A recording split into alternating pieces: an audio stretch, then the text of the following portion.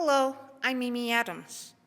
Today I'll be reading When We Were Alone by David A. Robertson, illustrated by Julie Fleet. This is my friend, Brother Raven. Today I helped Cookum in her flower garden. She always wears colorful clothes. It's like she dresses in rainbows. When she bent down to prune some of the flowers, I couldn't even see her because she blended in with them. She was like a chameleon. Nookum, why do you wear so many colors? I asked. Nookum said, Well, Nosisam.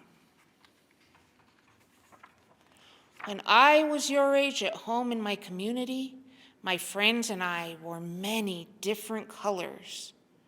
But at the school I went to, far away from home, they gave us different clothes to wear. All the children were dressed the same, and our clothes weren't colorful at all. We all mixed together like storm clouds. Why did you have to dress like that?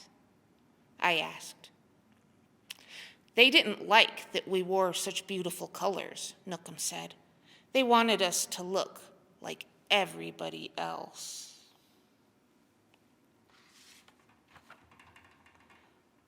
But sometimes in the fall, when we were alone and the leaves had turned to their warm autumn hues, we would roll around on the ground. We would pile the leaves over the clothes they had given us, and we would be colorful again. And this made us happy. Now, Nookum said, I always wear the most beautiful colors.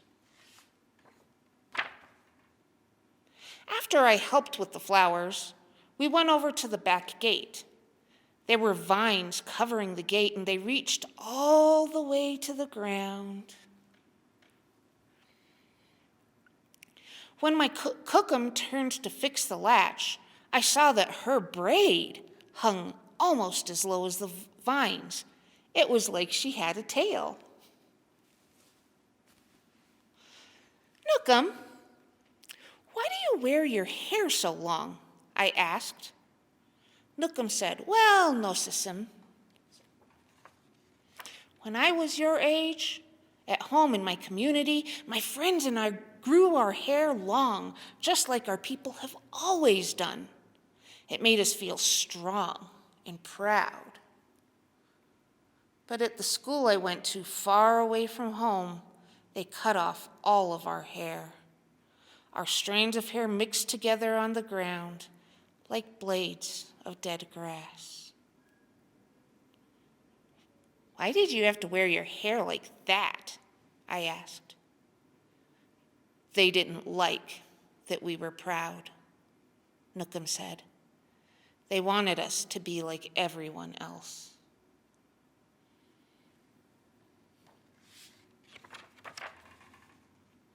But sometimes in the spring, when we were alone and the grass had grown so long and thick in the field, we would pick the blades from the ground.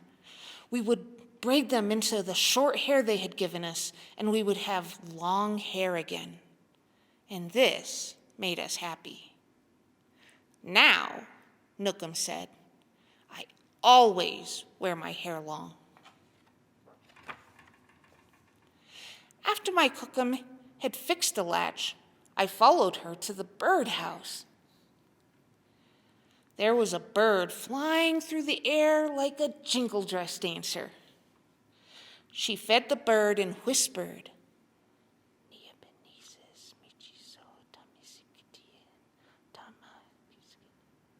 and her words sounded just like a poem. Nookum, why do you speak in Cree? I asked. Nookum said, Well, Nosisam, when I was your age, at home in my community, my friends and I always spoke our language. But at the school I went to, far away from home, they wouldn't let us speak our words.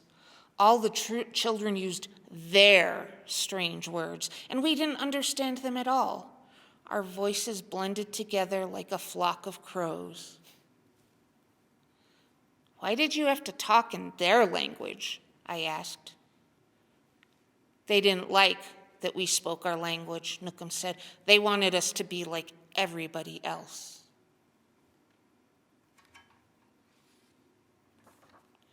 But sometimes in the summer, when we were alone and our teachers weren't anywhere around the place we were, we would whisper to each other in Cree. We would say all the words that we weren't allowed to say so that we wouldn't forget them. This made us happy. "Now," Nookum said, "I always speak my language." After our gardening work was done, I sat with my Cookum in the backyard. Her brother came over and sat with us. He comes over all the time. We drank tea and ate bannock. The tea was hot and sweet, and the bannock was moist and warm and melted in my mouth. My Cookum and my uncle talked and laughed like children. "Nookum, why do you and Nookumis always spend time together?" I asked. Nookum said, "Well, Nossasim, when we were your age, at home in our community, being with family was the most important thing. We played with each other, did chores together, and shared everything. But at the school I went to far away from home, they wouldn't let us be together. My brother and I were separated like day and night." "Why were you and Nokomis separated?" I asked. "They didn't like when we were family," Nookum said, "because when we were together, we thought too much of home." But sometimes in the winter, when we were alone and we were sure that nobody could see us, we would find each other. We would take off our mitts, and in the crisp, cold air, we would hold hands so we could be with each other. And this made us happy. "Now," Nookum said, as she reached over and held my uncle's hand in mine, "I am always with my family."